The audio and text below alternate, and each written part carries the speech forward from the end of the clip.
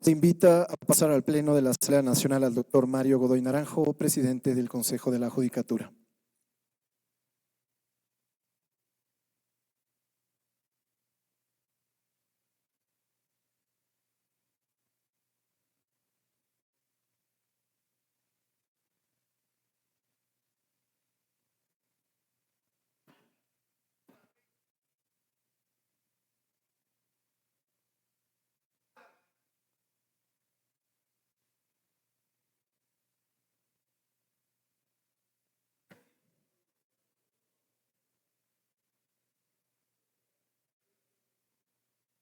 Intervención del doctor Mario Godoy Naranjo.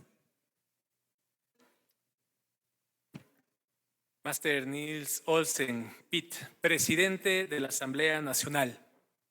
Máster Michelle Manchino Dávila, primera vicepresidenta de la Asamblea Nacional. Ingeniera Carmen Yolanda Tiupul Urquizo, segunda vicepresidenta de la Asamblea Nacional. Señoras y señores asambleístas nacionales, provinciales y del exterior, medios de comunicación ecuatorianas y ecuatorianos. Previo a hacer mi intervención, quisiera indicar que he escuchado a un asambleísta que ha mostrado una fotografía en la que sí quisiera hacer una pequeña recomendación. Entiendo que el analfabetismo tecnológico en algunos de los casos, en algunos de los lugares que se han dado a nivel mundial, no logran discernir lo que es una fake news y una noticia que es verdadera. En razón de eso, no está por demás un curso de actualización tecnológica para poder diferenciar qué noticias son verdaderas y qué noticias son falsas. Con esto, señor presidente, señoras y señores asambleístas, comparezco ante esta Asamblea Nacional en cumplimiento de la resolución adoptada por el Pleno con el propósito de informar de manera directa, técnica y verificable sobre hechos que han generado preocupación pública y que se relacionan con el ejercicio de mis competencias como presidente del Consejo de la Judicatura. Y además, a dar la cara ante tanta infamia y relatos que tienen un solo objetivo, que en esta comparecencia quedarán expuestos de manera clara y contundente. Para ello, he organizado esta exposición en bloques temáticos, con un enfoque administrativo e institucional, sustentado en las competencias, trazabilidad documental y hechos comprobables. Este será el hilo conductor de mi intervención. Aquí se hablará documentadamente. Hechas estas precisiones, corresponde abordar el primer punto que ha concentrado el debate en los últimos días y que falsamente se ha imputado a esta autoridad el supuesto incumplimiento de funciones. Antes de continuar con los hechos específicos, es indispensable fijar con claridad el marco de competencias del Consejo de la Judicatura y sobre todo los límites. Este punto no es retórico, es estructural para comprender todo lo demás. Situación que desde mi entender no debería serlo aquí, porque en teoría ustedes, al menos quienes me quieren llevar al juicio político, deberían tener claras cuáles son las competencias que tiene el presidente de la Judicatura. Si no es así, posiblemente algún asesor podrá apoyarlos. El Consejo de la Judicatura es el órgano de gobierno, administración, vigilancia y disciplina de la función judicial. Esa es su competencia constitucional. ¿Qué significa esto en términos concretos? Primero, el Consejo de la Judicatura no dicta sentencias, no resuelve causas jurisdiccionales, no determina responsabilidades jurisdiccionales. no emite ni modifica fallos. Segundo, el Consejo de la Judicatura no orienta ni condiciona fallos judiciales, no da instrucciones de cómo resolver, no interviene en la valoración probatoria. Tercero, el Consejo de la Judicatura no investiga delitos, no califica conductas penales, no imputa responsabilidades criminales. Cuarto, el Consejo de la Judicatura no administra ni dispone directamente la seguridad policial de jueces o servidores judiciales.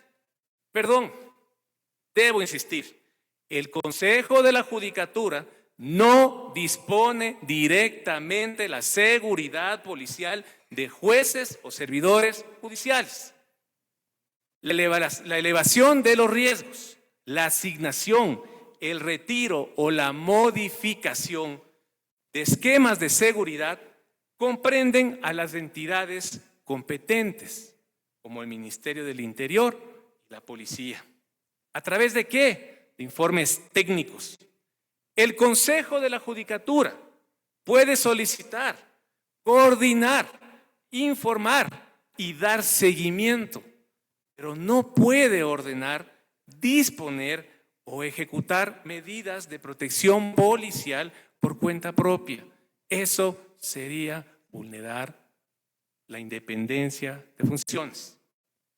A la fecha, a escala nacional, contamos con 47 jueces que tienen seguridad estatal. Tanto así que en la provincia de Pichincha, de 19 jueces, 15 de ellos son de la Unidad Anticorrupción, es decir, el 85%.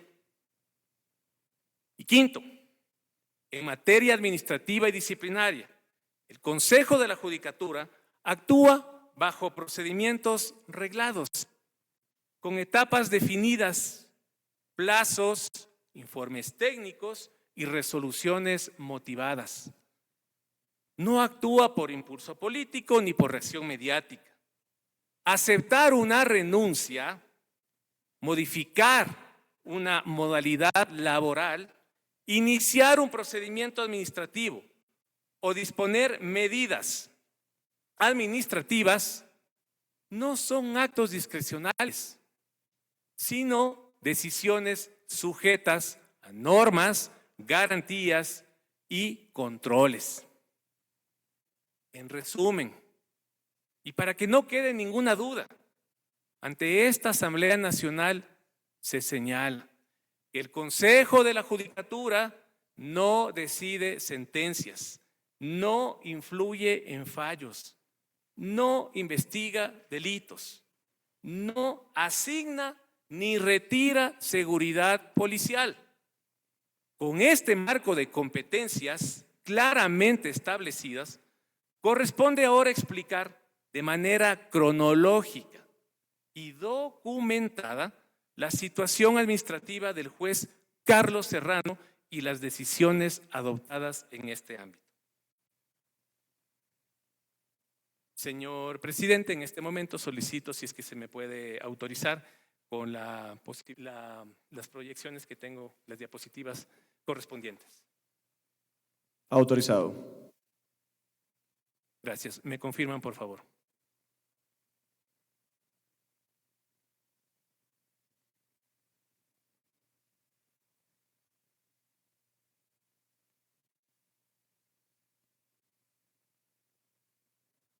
Sobre el caso juez Serrano, situación administrativa y línea del tiempo. El Consejo de la Judicatura ha aplicado de manera consistente el mismo criterio administrativo en casos previos de renuncias de funcionarios jurisdiccionales.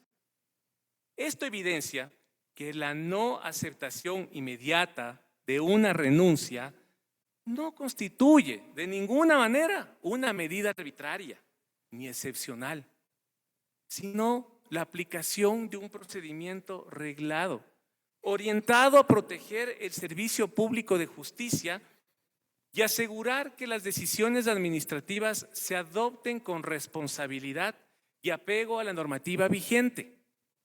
Ahora bien, voy a referirme de manera cronológica, objetiva y documentadamente a la situación administrativa del juez Carlos Serrano y a las actuaciones del Consejo de la Judicatura en este contexto. Documentación que, dicho sea de paso, reposa en la institución y que además en los diversos periodos de información han sido remitidos a esta Asamblea Nacional. La primera falacia montada en estos días es que al juez Carlos Serrano se le estaba obligando a pertenecer al tribunal de la causa que se conoce mediáticamente como AAA. Sin embargo, por favor, señoras y señores asambleístas, esta es el acta de sorteo. Aquí está el acta de sorteo. Aquí está. Aquí está, el acta de sorteo. De fecha 24 de julio del 2025. El juez Carlos Serrano fue sorteado para formar parte del tribunal desde el primer minuto. Por ende, sostener que se le ha obligado a integrar un tribunal para fallar a favor o en contra de un sujeto procesal dentro de la causa del señor Aquiles Álvarez es parte del circo político de quienes buscan enjuiciarme. Aquí está el acta de sorteo. El segundo hecho se da luego de varios meses. Esta es la presunta conversación que se da el 11 de noviembre del 2025, en el que supuestamente participa el juez Carlos Serrano, a la cual, por respeto a la investigación en curso, no ahondaré. Sin embargo, es necesario que conozcan que dicha investigación se apertura por pedido de quien está en el uso de la palabra.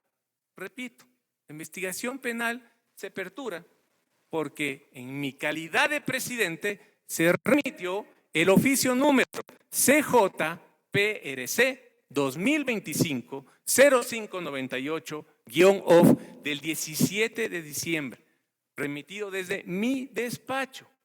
Sí, señoras y señores asambleístas, esta investigación penal se apertura por una acción administrativa de quien les está hablando el día de hoy. ¿A través de qué? Del oficio que también ustedes pueden observar ahí, pero que también está acá. Aquí está el oficio, remitido a la Fiscalía General del Estado. El tercer acto se da en la audiencia de noviembre 25, en el cual los jueces Cristian Fierro y Carlos Serrano dictan su sentencia de forma oral y declaran la responsabilidad del ciudadano serbio Yesmir Serdán. El cuarto hecho es el pedido de seguridad y de teletrabajo que lo realiza el juez Carlos Serrano, realizado el día 3 de diciembre del 2025. Por favor, atentos a las fechas. Atentos a las fechas. 3 de diciembre de 2025. Estos pedidos fueron procesados de manera inmediata por las áreas internas del Consejo de la Judicatura. Y es así que el 8 de diciembre se remite un oficio al Ministerio del Interior para que se le reintegre la custodia al magistrado y con eso se garantizaba la seguridad que él había puesto en conocimiento de esta autoridad. Respecto de la solicitud de teletrabajo, me referiré en líneas posteriores. El quinto hecho se da el 4 de diciembre del 2025.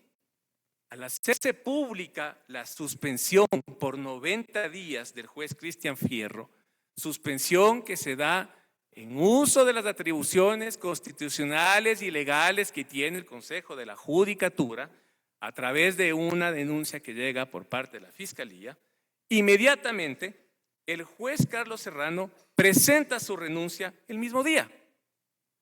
Y les pido que presten atención a este hecho, porque ambos jueces formaban parte del tribunal del caso denominado AAA desde el 24 de julio del 2025.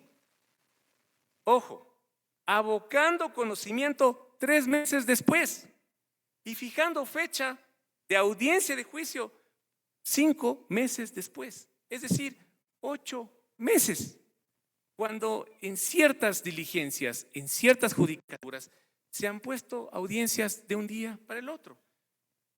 Eso es parte de la independencia judicial y a mí me acusan de presión. 8 meses. ¿Qué presión? O estaban esperando, porque creo que aquí está todo, o estaban esperando que ciertos actores políticos se coludan para dejar en impunidad nuevamente, como lo hicieron previamente, con las candidaturas fraudulentas de personas vinculadas al proceso AAA. Esto no es casualidad. Un juez es suspendido y el otro, de manera inmediata, renuncia. Y con esto empieza el show en mi contra. El sexto hecho relevante es cuando el juez Carlos Serrano, el día 4 de diciembre del 2025, es decir, un día después de haber pedido seguridad y teletrabajo, presenta su renuncia al cargo de manera irrevocable, sin dar mayores detalles. Y eso ustedes pueden observar en la renuncia que consta ahí, no es muy clara, pero aquí está la renuncia. Aquí está. Es la renuncia del señor juez Carlos Serrano. Aquí está. Tiene 3 párrafos. El séptimo hecho en esta cronología de eventos, y no menos relevante, es que el día 12 de diciembre, desde la dirección provincial, se le autoriza teletrabajo al juez Carlos Serrano, con efecto desde el 15 de diciembre hasta el 31 de marzo del 2026. Pero a más de esto, señoras y señores asambleístas, desde el año 2024, los jueces en materia de anticorrupción, para garantizar su seguridad, tienen abierto un sistema VPN para que puedan realizar todas las actuaciones jurisdiccionales correspondientes. Este hecho, la aceptación del teletrabajo, fue debidamente notificado al juez. Está la notificación que recibe el juez respecto de la autorización del teletrabajo. Fue debidamente notificado el documento.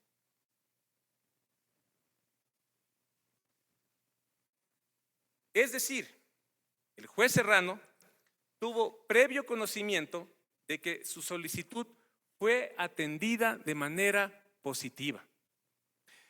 Y como un hecho en esta cronología, también tenemos el oficio del juez Carlos Serrano de fecha 17 de diciembre. Quiero que ustedes observen las fechas, de 17 de diciembre de 2025, en el cual indica que a pesar de no haber sido aceptada su renuncia, este será su último día de trabajo.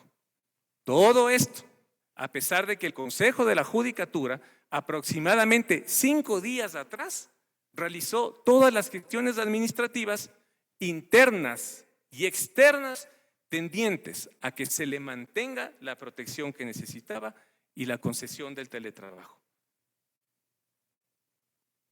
¿Qué es lo que se quiere en este momento evidenciar, señoras y señores asambleístas? Que el relato que se ha montado, que es una farsa, es que mi persona ha retirado deliberadamente la seguridad al juez Carlos Serrano. Los documentos han sido ingresados al sistema de documentación de la Asamblea. Los documentos reposan en los archivos institucionales. En ningún momento se ha retirado la seguridad al señor juez Carlos Serrano. Toda esta cronología que he relatado es importante para saber que toda esta narrativa montada y fijada por parte de ciertos medios de opinión y ciertos actores políticos no tienen un solo elemento fáctico, documental, que asegure que esa narrativa sea cierta. Es decir, de que en mi caso he dispuesto el retiro de la seguridad. Dicha narrativa es una tergiversación de los hechos para generar un linchamiento mediático que lo he tenido que soportar con mi familia durante 3 semanas. Luego de exponer los hechos, ahora sí, vamos con las verdades. La primera es que el juez Carlos Serrano presentó una renuncia de carácter voluntario y irrevocable al cargo el día 4 de diciembre del 2025.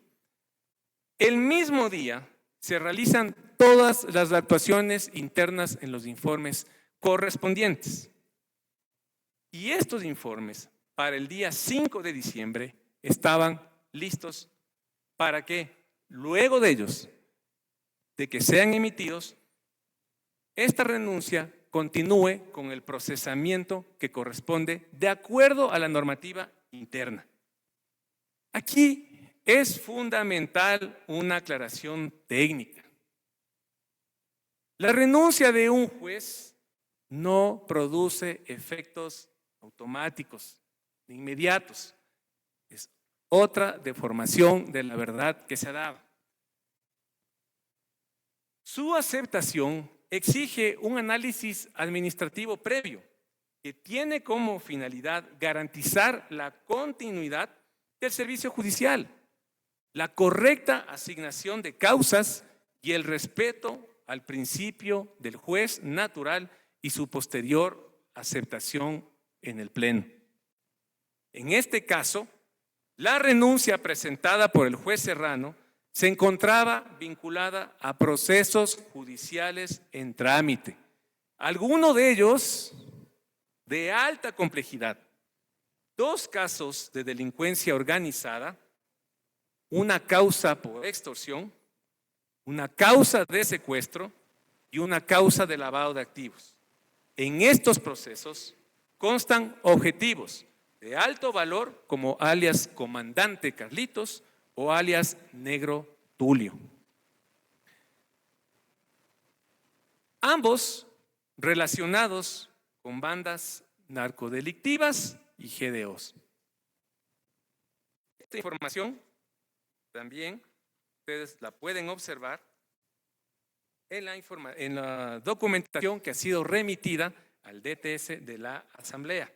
Por favor, se puede observar cuáles son las personas que se encuentran en esta situación de no tener una sentencia reducida por escrito. Señores asambleístas, este dato es necesario que ustedes lo conozcan. Se ha realizado un análisis del despacho que ha tenido el doctor Serrano y de los datos que se tiene en la confrontación con el sistema SAGE, existen varios meses de retardo de reducir las sentencias a escrito.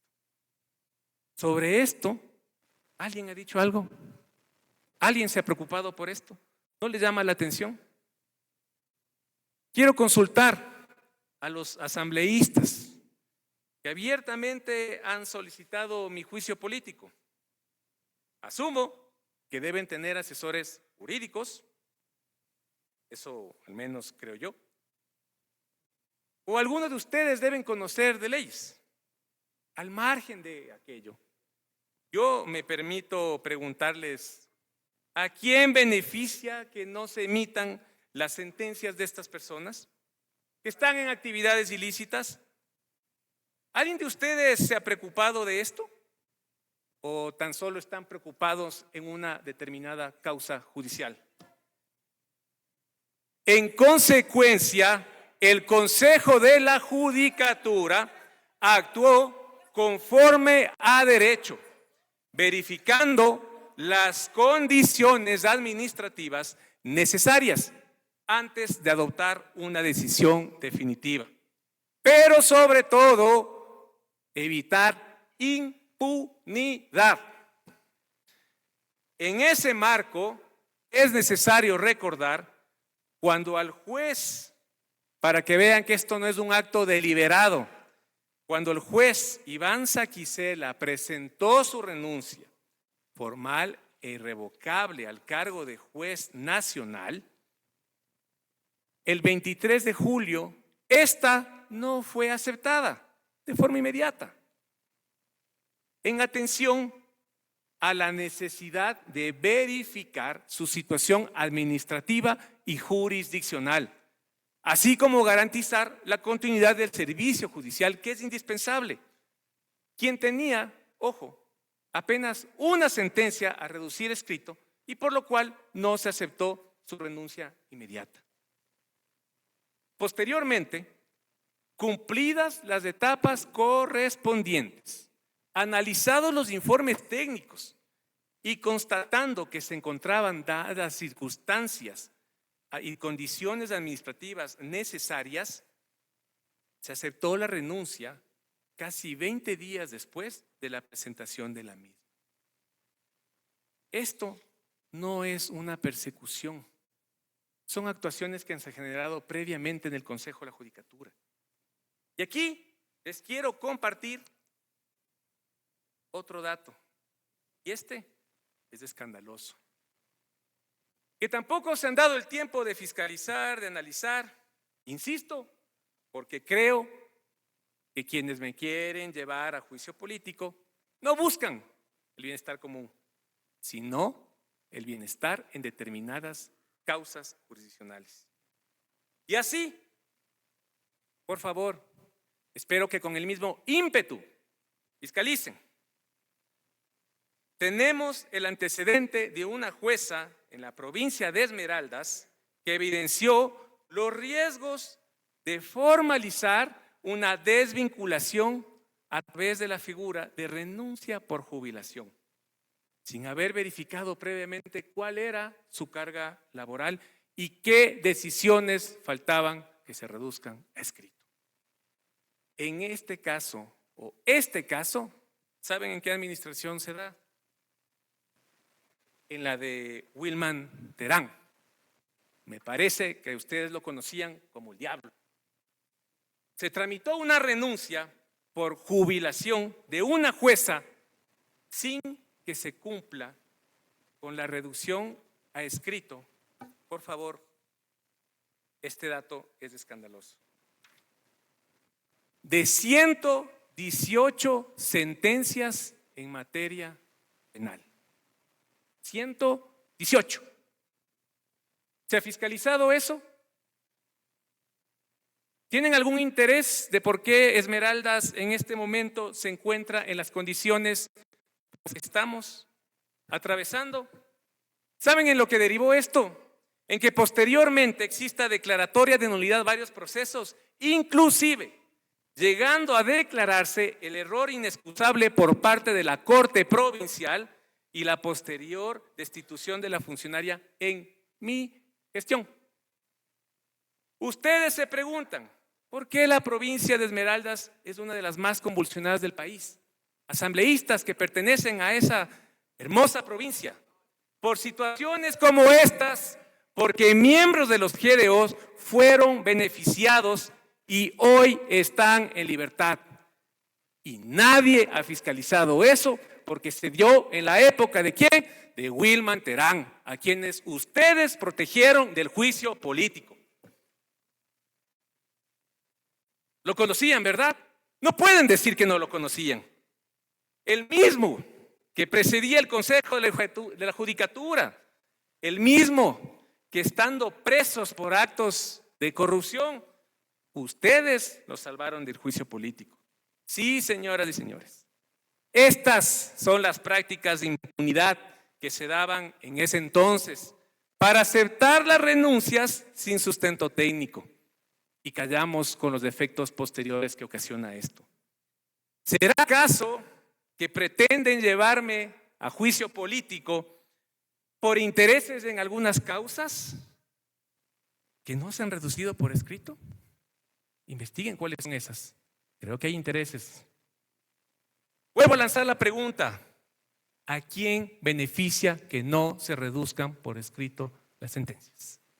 ¿Qué hay atrás de esta trama? Respondan ustedes de la ciudadanía.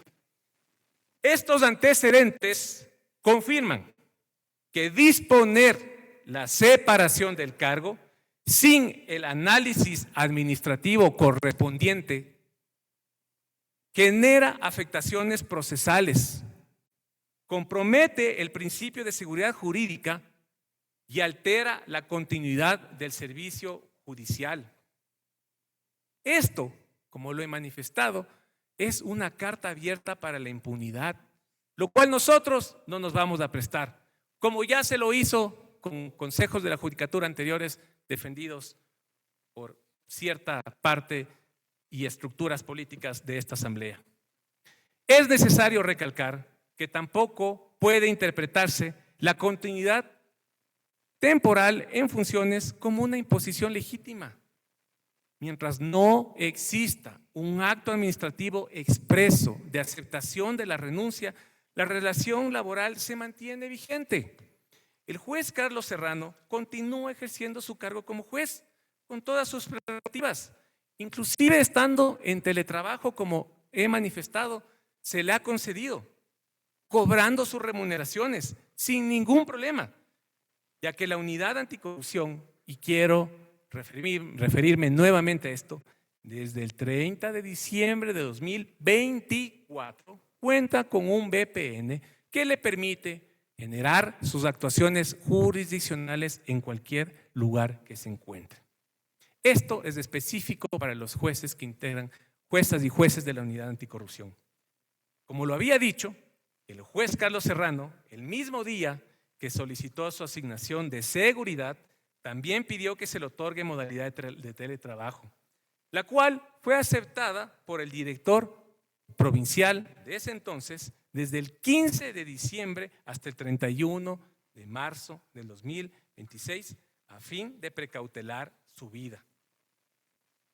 Y vale aclarar, para que aquí acaben las suspicacias, que durante el periodo en el cual se le concede el teletrabajo, se remitió el oficio al Ministerio del Interior para la concesión de la seguridad, el Consejo de la Judicatura no emitió resolución alguna que suspenda, sancione o modifique de manera irregular su situación laboral.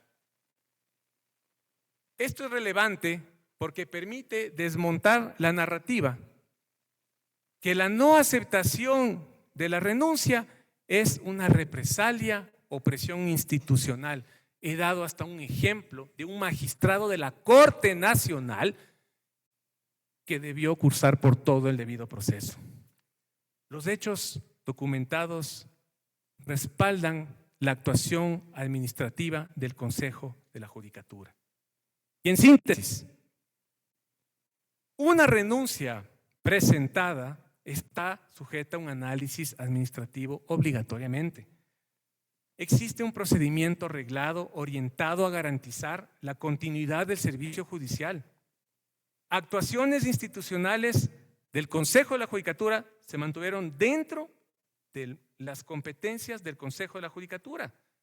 La responsabilidad del Consejo de la Judicatura para no dejar en la impunidad actos delictivos que no perjudiquen a la lucha contra la seguridad ciudadana.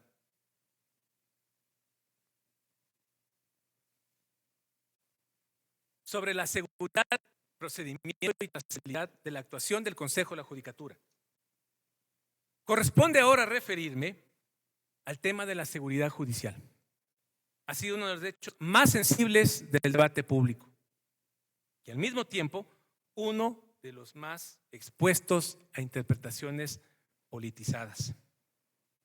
Por ello, es indispensable abordarlo diferenciando claramente competencias, procedimientos y responsabilidades institucionales.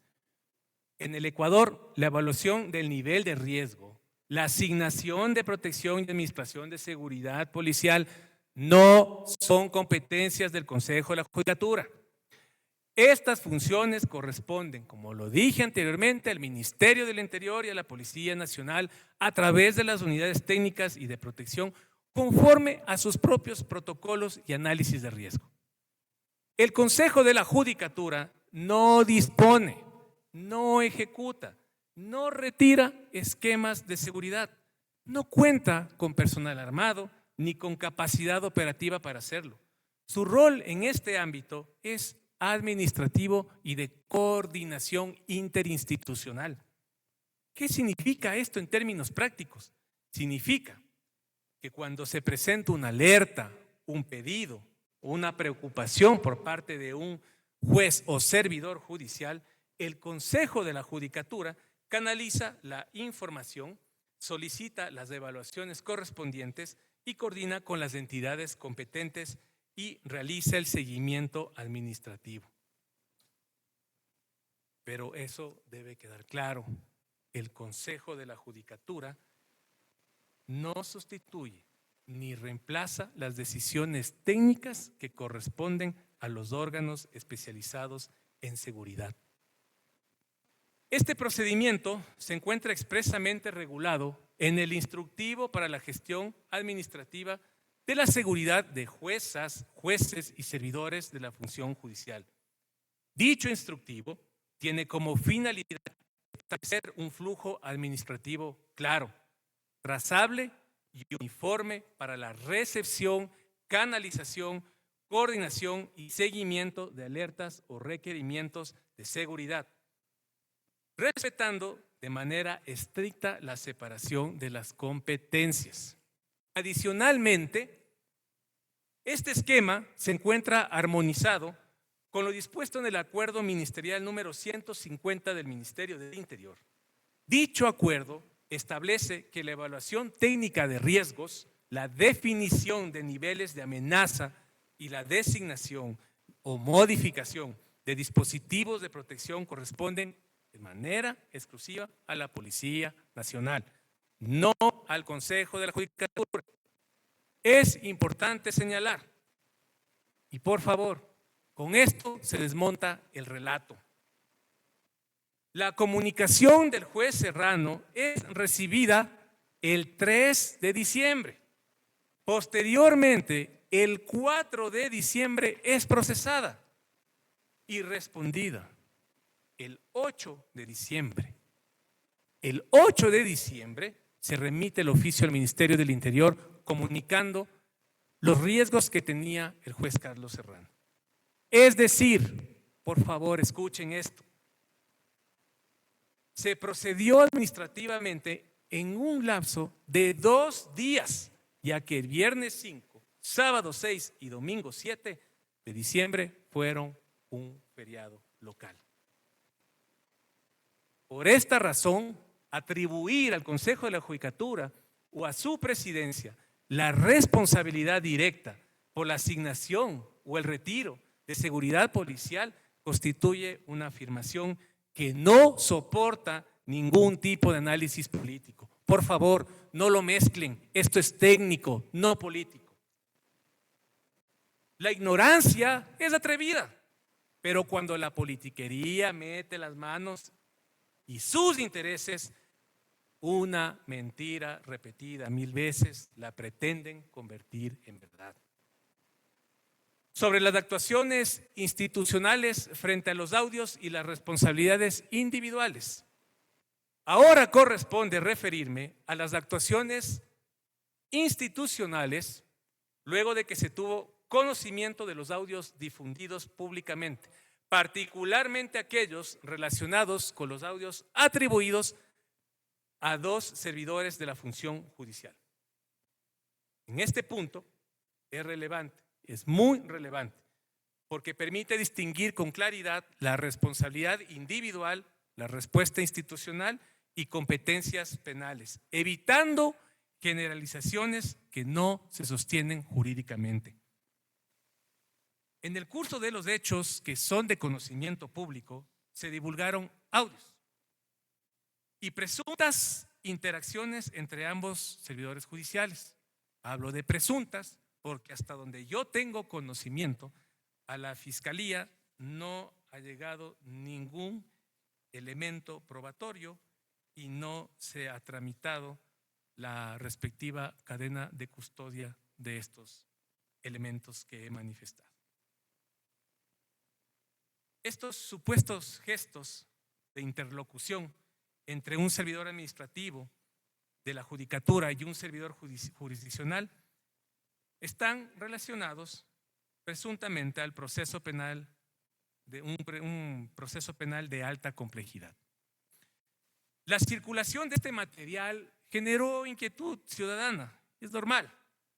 Y en el ámbito político, como no podía ser de otra manera, al sugerir presuntas presiones sobre la labor jurisdiccional, particularmente en el contexto del proceso penal seguido en contra del ciudadano serbio Yesmir Serdán. Frente a esta situación, se procedió a individualizar la actuación del servidor involucrado, diferenciando su conducta personal dentro de la actuación institucional del Consejo. Distinción fundamental en un Estado de Derecho, en el que no existen responsabilidades colectivas ni imputaciones automáticas por pertenencia institucional. Lo que nadie ha dicho hasta el momento para mantener las acusaciones sobre mi persona es que desde mi despacho, como lo manifesté anteriormente, la investigación previa se apertura por el oficio remitido a la Fiscalía General del Estado. Con esto manifiesto a ustedes que no es fruto del azar que la investigación se aperturó de algún editorial, es porque el presidente del Consejo de la Judicatura, quien está hablando con ustedes, puso en conocimiento inmediatamente de la Fiscalía estos hechos. Posteriormente a ello, el Consejo de la Judicatura actuó en base a sus prerrogativas, pidiéndole de manera expresa la renuncia al exdirector provincial de Pichincha el 22 de diciembre de 2025, la cual fue aceptada al día siguiente en la sesión ordinaria número 113-2025, acompañándose a dicha decisión con la apertura de un proceso investigativo disciplinario conforme la normativa interna, con el objeto de determinar eventuales responsabilidades administrativas. En síntesis, como presidente, actué de forma correcta y en apego a la norma, y el Pleno del Consejo de la Judicatura actuó dentro del marco de sus competencias. Sobre la gestión disciplinaria, sanciones y control institucional, se ha dicho que esta administración tiene un grave conflicto de intereses y que no tiene una actuación correcta, apegada a derecho y que no busca la justicia. Sin embargo, las cifras no mienten.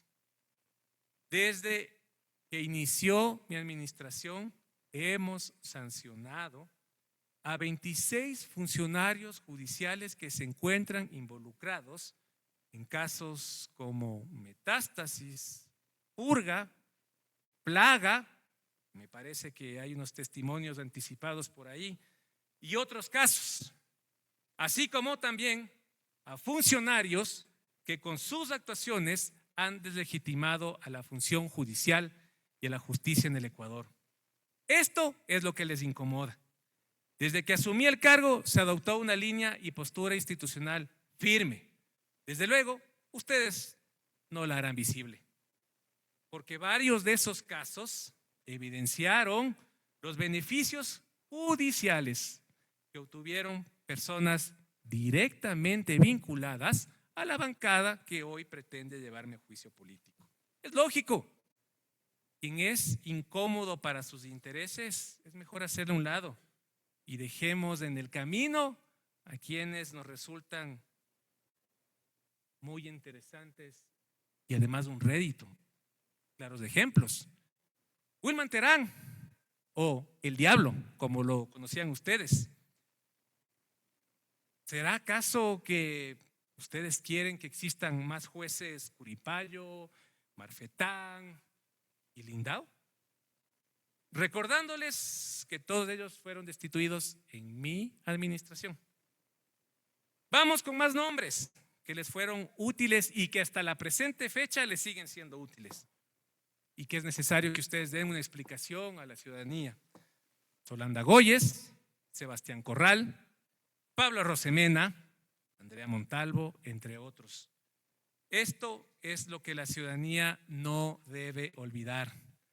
La dinámica de la politiquería es fácil. Mientras me sirves, te quedas. Me estorbas, te largas. Sobre el conflicto de interés que se aduce por parte de la bancada que pretende llevarme a juicio político. En la narrativa que se ha querido construir en torno al caso del juez Carlos Serrano, es necesario evidenciar ciertos puntos que harán notar quiénes están atrás de todo el linchamiento mediático en mi contra, en contra de mi esposa, y con la finalidad clara de desestabilizar la función judicial. Es necesario hacerse varias preguntas. Espero que puedan ser elucidadas por ustedes. ¿Por qué el juez Carlos Serrano no presentó una denuncia en su momento? ¿Por qué el doctor Felipe Rodríguez, en vez de presentar una denuncia como corresponde, decidió publicar en su columna en el medio Primicias y se montó todo un show? ¿Acaso ambos profesionales en materia penal, expertos en materia penal, desconocen el manejo adecuado de la cadena de custodia? ¿El juez Carlos Serrano le presentó o le enseñó el video completo de la presunta amenaza a su abogado de manera íntegra? El abogado Felipe Rodríguez fue quien entregó los audios al periodista Anderson Boscan para que éste comenzara con una narrativa y generar todo este linchamiento mediático. Ahí les dejo unas preguntas, creo que ustedes tienen las respuestas. Como ya lo han visto el día de hoy, no me corresponde a mí pronunciarme sobre la investigación en curso por existir reserva legal. Así como tampoco me corresponde pronunciarme sobre el manejo de la evidencia dentro de un proceso penal. Eso le corresponde a la Fiscalía General del Estado. Sin embargo, no se puede dejar de pasar el hecho de que dos profesionales, expertos en materia penal y procesal penal, han actuado de una forma que sale de los cánones de la práctica del derecho. La publicación de los audios el día 22 de diciembre del 2025 en el nuevo canal del señor Anderson Boscan generó un show total en el cual nos vimos inmiscuidos, mi esposa y yo, sin tener participación alguna en el audio o sin haber sido nombrados.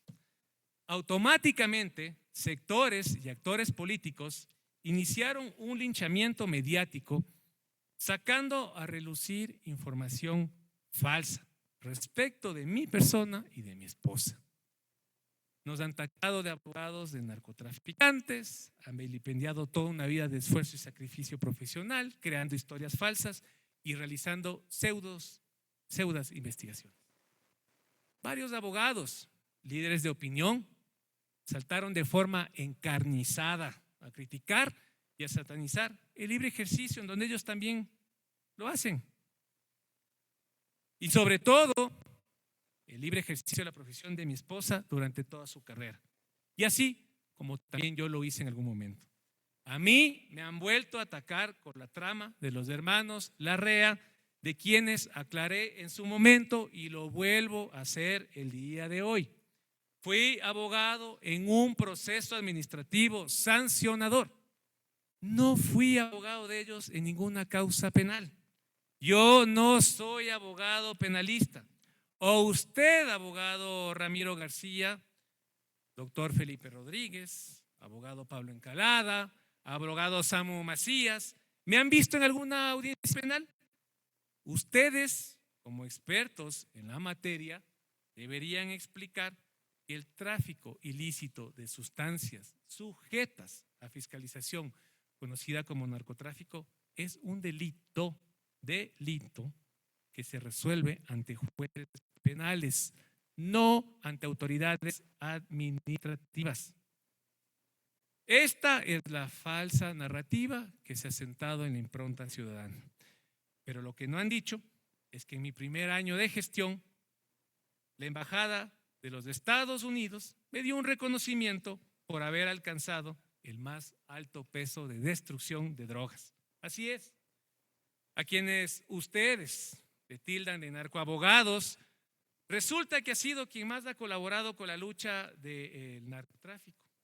Pero seguramente no les conviene decirlo, porque es más fácil insultar y denigrar. Por otro lado, a mi esposa y a mí nos han lapidado públicamente sin misericordia, con historias falsas y tergiversando los hechos, modificándolos al antojo de la narrativa de quienes están detrás de la búsqueda del poder judicial.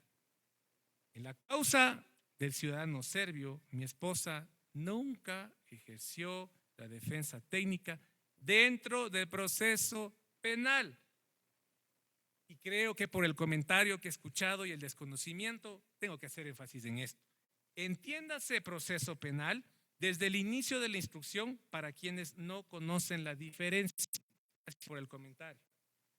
Ella fue abogada en un proceso de un delito de lavado de activos. Delito lavado de activos. En la etapa preprocesal.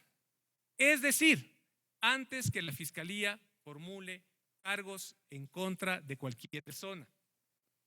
Las causas en las que se ha referido de mi esposa se sustanciaron antes de que yo asuma el cargo de presidente de la Judicatura.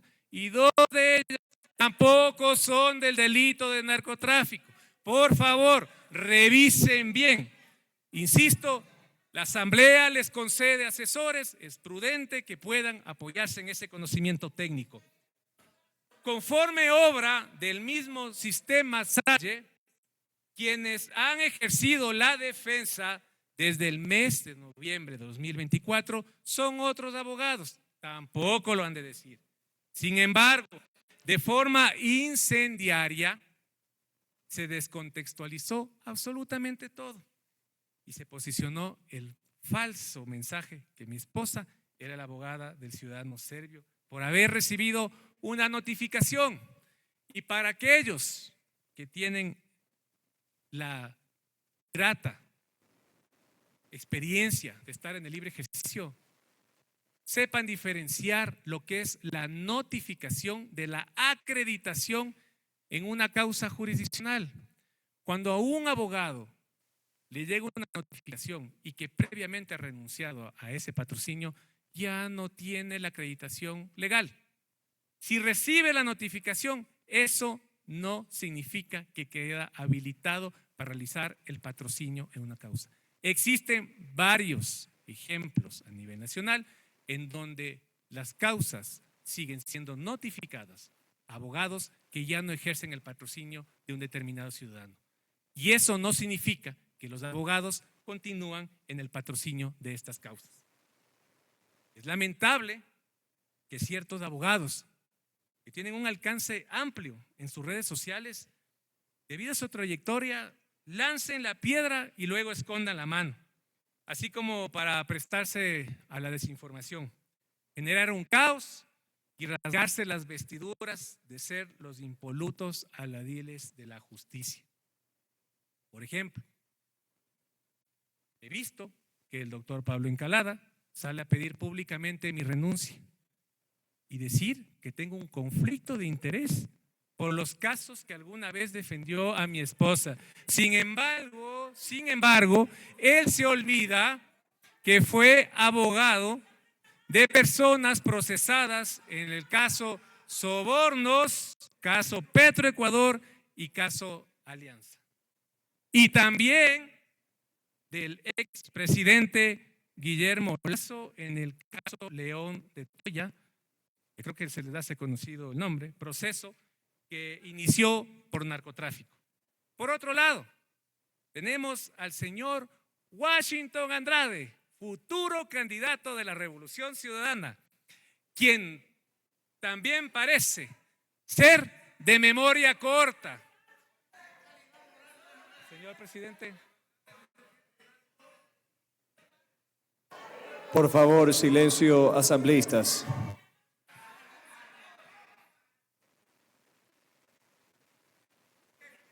Asambleístas, les pido silencio para que el señor Godoy pueda continuar con su intervención. Como decía, tenemos al señor Washington Andrade, quien también parece ser de memoria corta. Sí, memoria corta, porque resulta que él ha sido abogado en la causa denominada Metástasis. Uy, aquí está el documento, aquí está el documento. Pero lo más grave que conozca la Asamblea Nacional es que el abogado Washington Andrade ha defendido a personas que recibían dinero de nada más y nada menos que de Leandro Norero, quienes formaron parte del grupo de la supuesta pacificación de cárceles, o también del ex juez de la Corte Nacional, Sanmo Macías.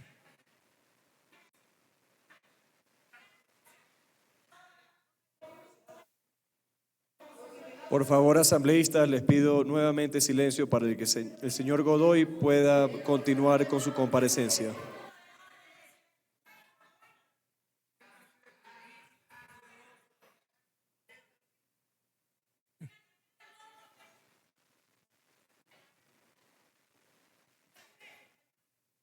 Retomo la intervención, señor presidente. O también del ex juez de la Corte Nacional, Sanmo Macías, quien además de haber sido mencionado en el caso Metástasis en un testimonio anticipado por la presunta recepción de coimas, ahora es abogado del señor Wellington Macías Zamora.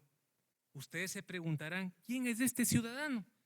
Pues es una de las personas que se encuentran procesadas junto al narcotraficante Celso Moreira en el caso denominado Narcofiesta. Así es, señores y señoras asambleístas. Aquí está el escrito del caso para que ustedes puedan observarlo. Documentación que también está a disposición de la asamblea. Aquí está el escrito. El ex juez Walter Macías es abogado de un miembro de un grupo de delincuencia organizada. Así es esto. Tampoco podría olvidar a la señora Yolanda Góyez, quien salió de su descanso político simplemente a señalar a todo el mundo que ella es del faro de la justicia y la honestidad. Ella habla de una estructura delincuencial montada dentro del Consejo de la Judicatura, pero lo que no dice, y que es bueno que ustedes también conozcan, es que sobre ella pesa una investigación penal derivada de un indicio de responsabilidad penal por malversación de fondos de la cooperación extranjera. ¿Han pedido información? No han pedido información. ¿Se ha fiscalizado? No se ha fiscalizado. En esto es necesario que tenga en cuenta la ciudadanía y ustedes asambleístas que este indicio de responsabilidad penal que derivó en esta investigación se da por la malversación de los fondos de la cooperación extranjera por haber contratado a la hija de su esposo, el señor Fausto Camacho, por trabajar en la Dirección de Acceso a los Servicios de Justicia cuando ella era directora, o los contratos que mediante su fundación Megamujeres adjudicó al hijo del señor Camacho. Aquí está el indicio de responsabilidad penal generado por la Contraloría General del Estado. Por cierto, acá es necesario decir específicamente a la señora Góyez, no le siga mintiendo al país. Cuando usted habla de que existe una estructura delincuencial en el Consejo de la Judicatura, es desde su creatividad e imaginación. Porque si hablamos de redes de delincuencia, a más de la que llevaba su amigo, el señor Wilman Terán, alias el Diablo, también está su red, no descubierta desde la creatividad maliciosa con puño y letra que se publican en medios de comunicación escudándose bajo el nombre de fuentes internas, sino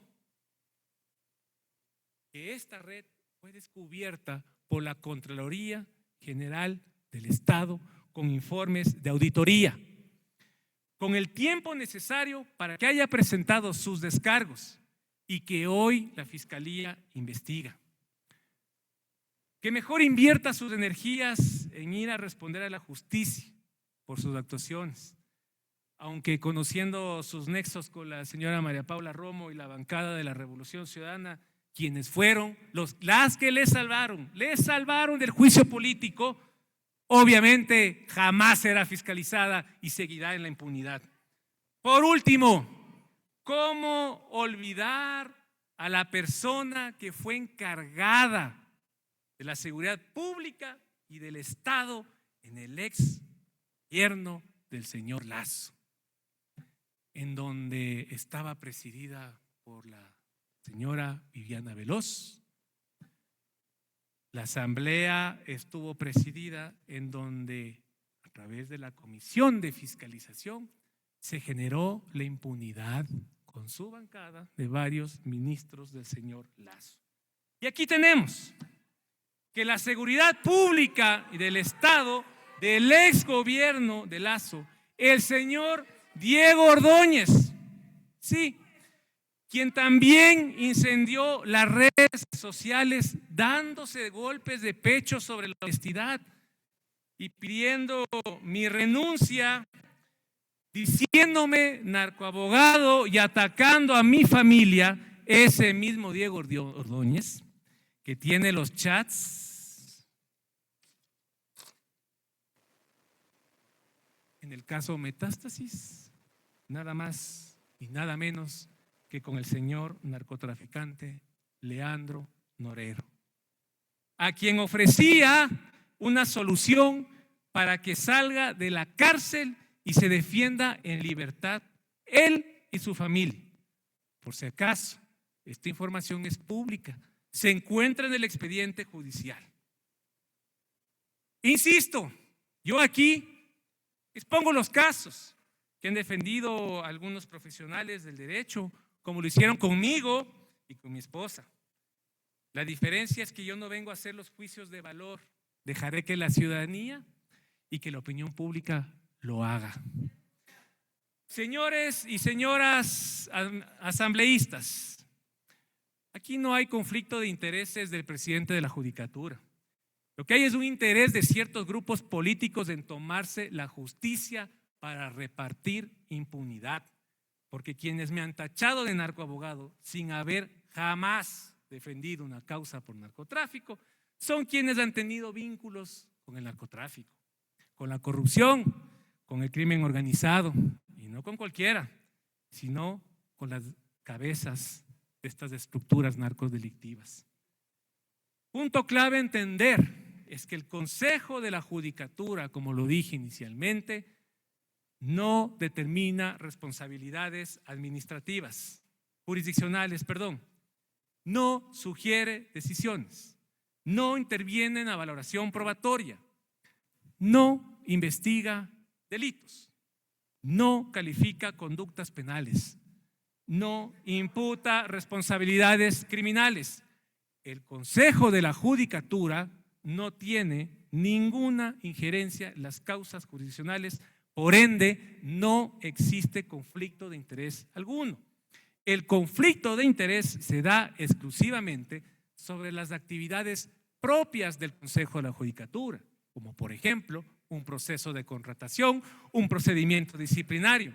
Pero ¿por qué no existe un conflicto de intereses? Ustedes son los que crean las normas, porque precisamente la independencia judicial significa que las autoridades jurisdiccionales pueden tomar sus fallos con toda la libertad. No somos los vocales los que dictamos sentencia, son los jueces. Ahora, en este momento, yo había manifestado que teníamos información que se generó durante todo este escándalo y show mediático armado. Y me agrada tener la atención de la bancada de la Revolución Ciudadana. El Ecuador hoy fue testigo de varios hechos, los acabo de indicar. Documentadamente no hay incumplimiento de funciones. Sin embargo, deformaron a su antojo las realidades. Pero a mí me gusta hablar con hechos, documentadamente, no con relatos construidos por parte de personajes asalariados en la política. Y quiero lanzar la pregunta del millón. ¿Quieren saber por qué todos estos hechos comenzaron el día 22 de noviembre del 2025 y no antes? La respuesta es clara. La audiencia del señor Aquiles Álvarez, la audiencia de la general Tania Varela, el caso Sinohidro y el magnicidio del señor Fernando Villavicencio. Ciudadanía y medios de comunicación, investiguen quiénes son los procesados y a qué tiendas políticas pertenecen. Ahí radica la esencia de este linchamiento mediático y la manipulación de la información. Lo que quieren es impunidad y para ello necesitan tomarse la justicia. Asambleístas, ciudadanía, aquí vengo a decirles puntualmente al señor Aquiles Álvarez, sí llegó su mensaje con su mensajero, sí llegó el mensaje. El día sábado 20 de diciembre del 2025, por favor, en horas de la tarde, una persona que mantiene nexos tanto con la bancada que hoy pretende llevarme a juicio político y también con el gobierno del expresidente Guillermo Lasso, se contactó con uno de mis asesores haciéndole llegar varios mensajes, los cuales desarrollaré a continuación y que constan dentro de la denuncia penal. Primer mensaje: hasta ayer querían ayudar a RC con bajar el tema político. Si mueven la audiencia de Aquiles, para mayo. Este mensaje es claro. Lo único que buscaban era impunidad para el señor Aquiles Álvarez. Querían volver a hacer lo que hicieron en las elecciones anteriores. O ya nos olvidamos que era para frenar la vinculación de la causa AAA. Se postularon como candidatos de relleno y lo que generó adicionalmente es que los hermanos del señor Aquiles Álvarez inscritos tenían inmunidad. Es clara la intención del señor Álvarez: impedir a toda costa que se instale su audiencia. Quieren gozar de fuero, no quieren dar la cara. Simplemente quiere impunidad. Esa impunidad que dan ciertos grupos políticos a personajes nefastos que solo le han hecho daño al Ecuador. Pero continúo, porque esto no termina aquí. No termina aquí. Esta persona que se contactó con mi equipo hizo referencia que los audios iban a salir el día 22 de diciembre del 2025, en referencia a los audios del juez Carlos Serrano, hecho que se consumó cuando salieron el día 22 de diciembre del 2025 en las redes sociales de Anderson Boscan. Es evidente que el mensajero tenía información privilegiada de lo que iba a suceder. Es decir, ya todo estaba cronometrado y estaba acordado. Pero quieren un vínculo más. El mensajero afirma, por favor, el mensajero afirma que la señora Catrina está trabajando con Panchana, haciendo referencia a la señora Catrina Tala, dueña de la empresa Rompecabezas, quien mantiene vínculos con su bancada y que sigue vinculada al tema comunicacional, ahora con el señor Álvarez desde el municipio de Guayaquil. Y sí, con la señora Gabriela Panchana, quien es editorialista del diario El Expreso y compañera editorial de un procesado en el caso Sinohidro. Ustedes saben a quién me refiero. Todo esto se liga nuevamente con el municipio de Guayaquil. Por lo tanto, volvemos a la narrativa que el correísmo, por medio del señor Aquiles Álvarez, quiso manipular su audiencia buscando impunidad, y ahora el fin de su bancada es tomarse la justicia.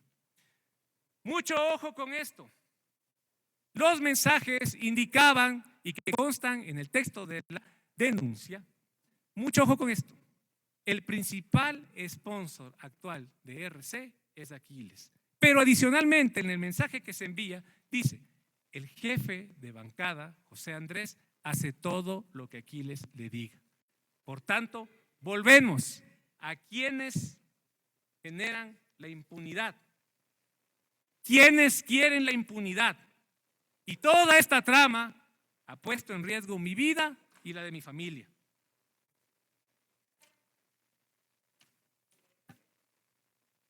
Aquí están los chats, y parte de los chats se puede evidenciar que este mensajero enviado desde Guayaquil dice cuestiones muy claras, como por ejemplo, me lo niegan cuando se le hace una pregunta sobre qué caso es decir, tiene comunicación con su bancada. Pero además dice que le pidió protección a ellos porque lo que más le preocupa no es posiblemente el tema político, sino el tema comunicacional. Ustedes han visto que el tema comunicacional ha sido desaforado. 3 semanas de un embate comunicacional. Todo esto estaba articulado. Aquí están los chats. Este es el daño que causan los grupos políticos desesperados por el poder, a fin de tapar sus cosas, dejar en impunidad sus actos y salir a darse golpes de pecho diciendo que son la clase más honesta del país. Pues no lo son, por el contrario, solo son personas que no les preocupa nada más que sus intereses, su impunidad y vivir descaradamente. Así como ustedes de la bancada de RC, el señor Guillermo Lasso creo que tiene mucho que explicar, ya que la persona que contactó a mi equipo tiene vínculos con exfuncionarios de ese gobierno. Creo que también le debe generar preocupación, posiblemente, lo que pueda salir en el caso de la general Tanya Varela, donde están implicados Danilo Carrera, cuñado del señor Lasso, y el fallecido Rubén Cherres. Pero sobre todo el señor Dritan Hicca, líder de la mafia albanesa.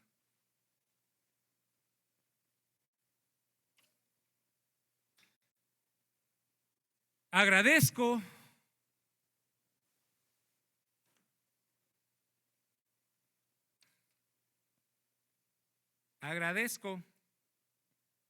en este caso que estos datos que yo les he manifestado en este momento son datos que se encuentran y que constan en la denuncia. Ciudadanía, yo no vengo a hacer un escándalo con relatos, historietas e inventos. Lo que hoy han escuchado estará en conocimiento de la Fiscalía General del Estado para que se investiguen los delitos que se querían consumar, a quienes se les solicitará los respectivos actos urgentes que han sido ya solicitados con la respectiva denuncia. Ustedes preguntaban ¿por qué no denuncié? Está denunciado eso. Todo este entramado tiene una sola finalidad: hacerse nuevamente del control de la justicia. Un hecho totalmente verificable. Quieren impunidad, quieren control, no quieren ser fiscalizados. Por cierto, señor Aquiles, el mensajero creo que fue preparado a su imagen y semejanza. nos mandó un mensaje de intimidación a mí y a mi esposa. Sí, al puro estilo, pero no se preocupe, porque ese mensaje también forma parte del acto urgente y la denuncia presentada en la Fiscalía. El mensaje enviado me generó una profunda reflexión. Dentro de todos los mensajes está esta alusión de que el tema mediático será imparable e insostenible. Así decía esos mensajes. Situación que hoy está ocurriendo, que son hechos ciertos. Es decir, todas las amenazas que recibí se están cumpliendo. Pero aquí radica la importancia de tener valores para aceptar todos esos ofrecimientos a la presente fecha. Posiblemente me hubieran evitado tener a mi madre en un estado de nervios severo, a mi esposa en total depresión y a mis hijas que siendo niñas se preguntan qué es lo que está pasando conmigo.